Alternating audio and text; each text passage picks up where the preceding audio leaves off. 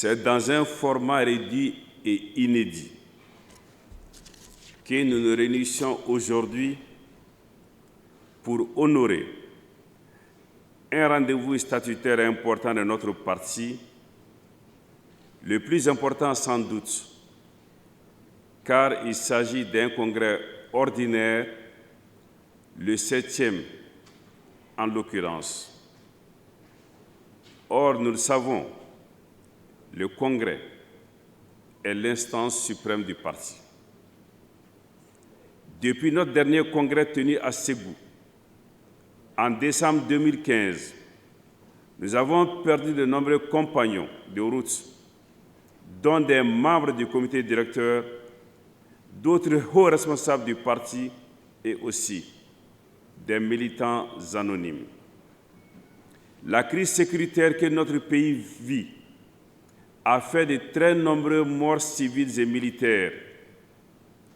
Et dans notre quête du Mali courant, dans le cadre du mouvement du 5 juin, Rassemblement des forces patriotiques M5 RFP, des patriotes sont tombés sous les balles assassines d'un régime moribond à Kay, à Sikasso et ici même à Bamako.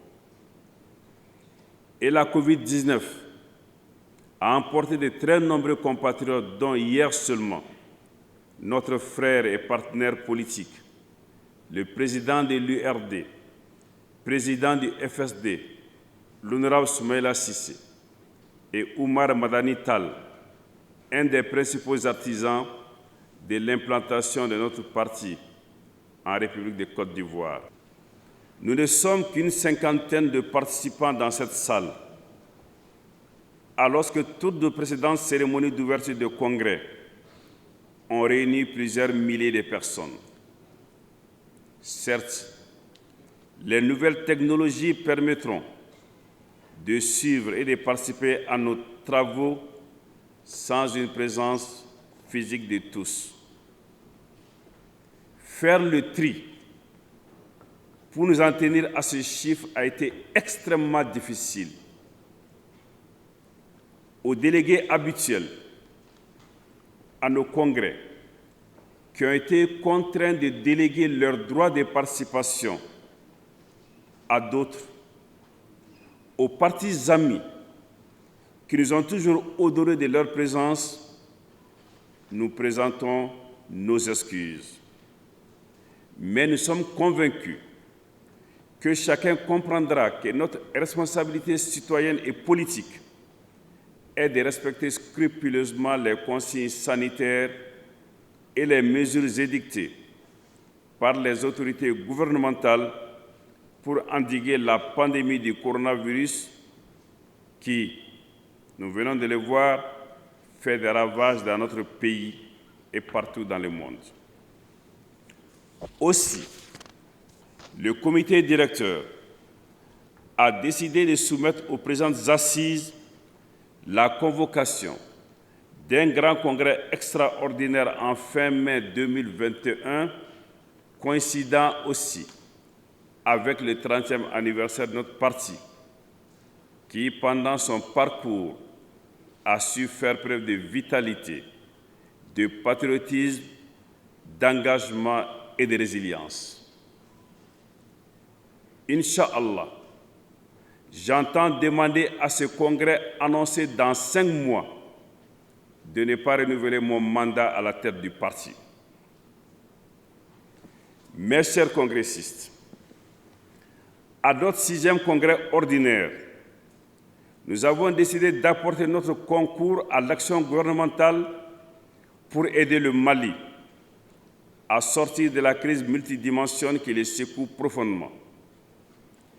Déçus et désillusionnés, et ne voulant être complices de la gestion plutocratique du pays et du niveau inacceptable de la corruption qui a gangréné tous les pans de la vie nationale, nous avons fait le choix de nous assumer dans l'opposition au sein de laquelle nous avons tenu toute notre place. Ainsi, au sein du Front pour la sauvegarde de la démocratie, FSD, dont nous sommes membres fondateurs, nous avons dénoncé et combattu la parodie d'élection présidentielle de 2018 qui, en définitive, n'a été qu'une distribution de bons et de mauvais points à des amis ou adversaires. Nos preuves, mises en ligne pour prouver nos griefs, n'ont jamais été contestées.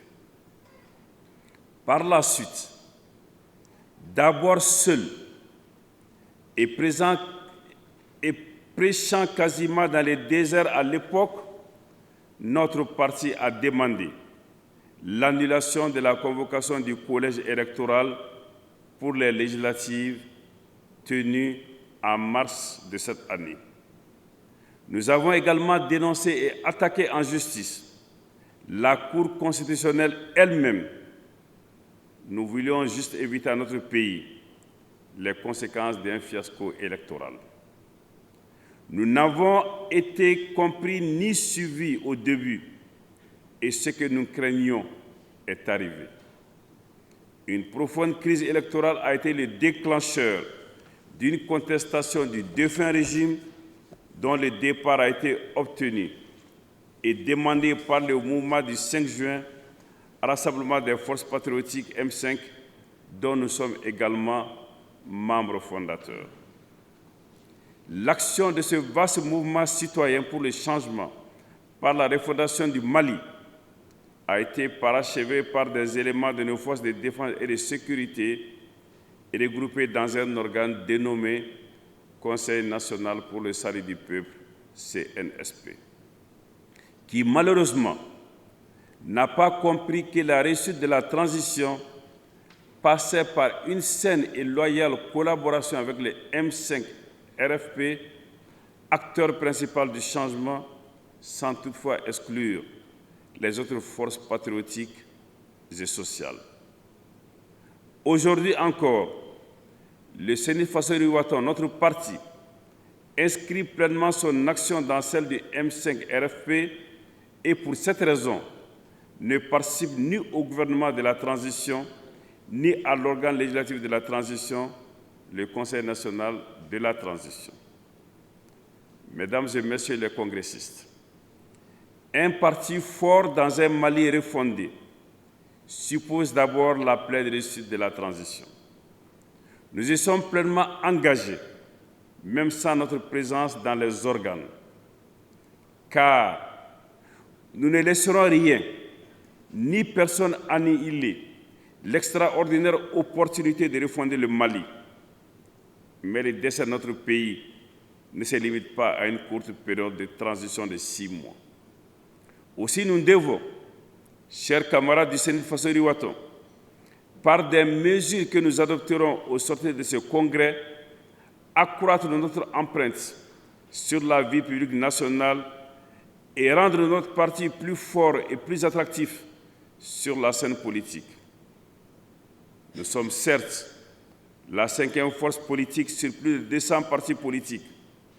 Cette position, qui ne relève ni d'une vue de l'esprit, ni des slogans, est attestée officiellement par le ministère de l'Administration territoriale et de la décentralisation et par la Délégation générale aux élections à travers l'aide publique aux partis politiques. De la même façon, nous refuserons les oppositions entre classes politiques et sociétés civiles qui, depuis des lustres, ensemble, ont fait le Mali. Enfin, nous dirons non à la catégorisation des Maliens sur la seule tenue portée, uniforme militaire et boubou civil. Chacun a sa place sans doute, mais sans cloisonnement étanche, car au fronton de notre République est écrit un peuple, un but, une foi. Les seules choses qui importeront pour nous demeurent l'amour de la patrie, l'intégrité et la compétence, dans le respect de la mise en œuvre de la devise de notre parti, rassemblés pour construire. Mesdames et messieurs, l'actualité dans notre pays interpelle très fortement le Sénat Fassori Ouattara, notre parti, qui a payé un très lourd tribut pour l'installation au Mali de la démocratie, dans le respect des libertés fondamentales qui sont partie intégrante et indissociable de cette démocratie. C'est pour cette raison que rien ne nous fera cautionner les atteintes aux droits de grève, à la liberté de la presse et de façon plus générale au respect rigoureux de l'état de droit. Nous sommes et nous resterons dans ces combats et ici et maintenant. Apportons notre soutien à ceux qui en sont victimes et réitérons notre disponibilité à nous y opposer par les moyens appropriés. Le présent congrès qu'on organise aujourd'hui se tient à un moment où le pays traverse beaucoup de difficultés, notamment des problèmes sanitaires dus à la Covid-19. Donc pour ce faire, on a dû organiser un congrès au format très réduit. Donc tous les délégués censés être là, tous les militants qui devront être présents pour un congrès, j'allais dire, normal, donc n'ont pas pu faire le déplacement. Mais compte tenu du fait qu'on doit respecter la légalité, non seulement au niveau du pays, mais également nos textes statutaires aussi, donc